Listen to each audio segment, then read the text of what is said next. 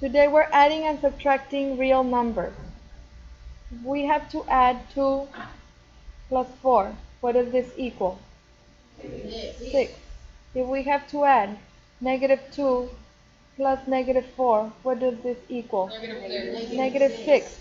So we can see that when we're adding two integers with the same sign, their sum has the same sign as the integers we're adding.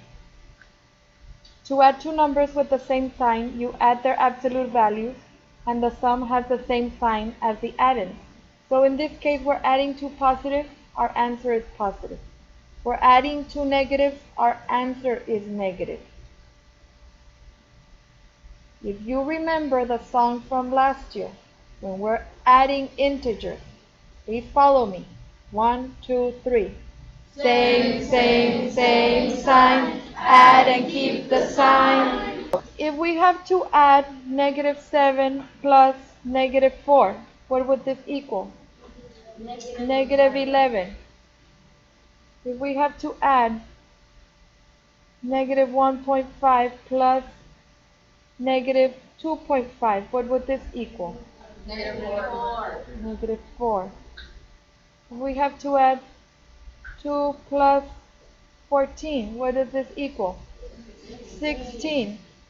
So have we followed our rule for adding integers? Yes. So one more time. 1, 2, 3. Same sign, add and keep the sign. If we have to add 2 plus negative 6, do we have the same sign?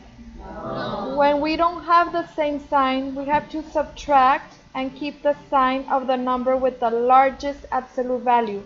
In this case, that means 6 minus 2, right? What would that equal? 4. 2 plus negative 6 equals negative 4 because we have to subtract the largest absolute value minus the smaller number. Or in other words, as the rule is stated, to add two numbers with different signs, find the difference of their absolute value. The sum has the same sign as the addend with the greater absolute value. So in this case, the greater absolute value was a negative number. That's why our answer is negative. Now there's a song, and if you remember from last year, we can sing together. Okay, so if you remember the song we used last year to remember how to add numbers with different signs, sing with me. 1, 2, 3. Different signs, subtract and keep the sign of what? Of the largest absolute value. For example, some extra examples. If we have 3 plus negative 9, what would this equal? Negative 6. Why is our answer negative? 9 has the largest absolute value, and we keep the sign of the number with the largest absolute value. Macarena, what did you say? Why is our answer negative? What else? Different signs. What else? Keep the sign of what? Keep the sign of the number with the largest absolute value. Let's try another one. Let's say we have negative 25 plus 10. Will my answer be positive or negative? Negative. Negative what? 15. 15. Let's say I have negative 8 plus 16. Will my answer be positive or negative? Positive. Positive. The largest absolute value is for a positive number. What is my answer? 8. Can we try the song for the different signs, for adding different signs again? 1, 2, 3. Different signs, subtract and keep the sign of what?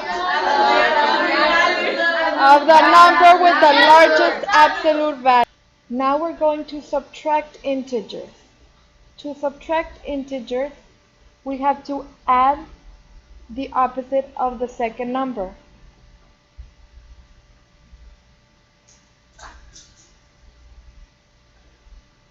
So we have to add its opposite. Add its opposite. So, for example, can we take 5 away from 3? No. So what do I mean by add its opposite? That means that minus sign becomes a plus, and the opposite of 5 is negative 5. So if we have 3 plus negative 5, what rule comes into play now?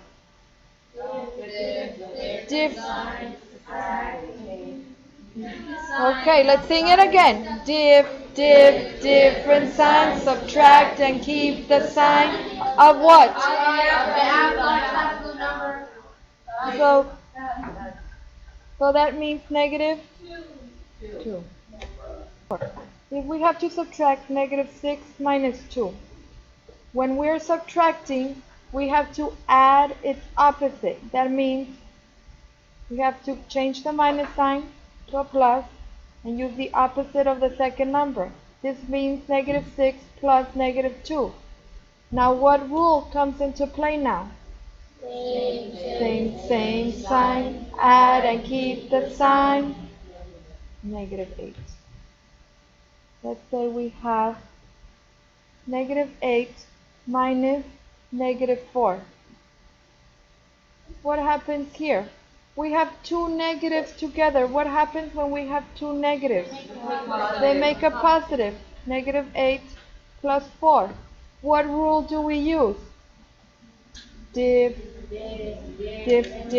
and subtract and keep the sign. So in this case, is this going to be a positive or a negative answer? Negative what? 4. If we have to simplify the absolute value of 5 minus 11, that means we have to work out 5 minus 11 first.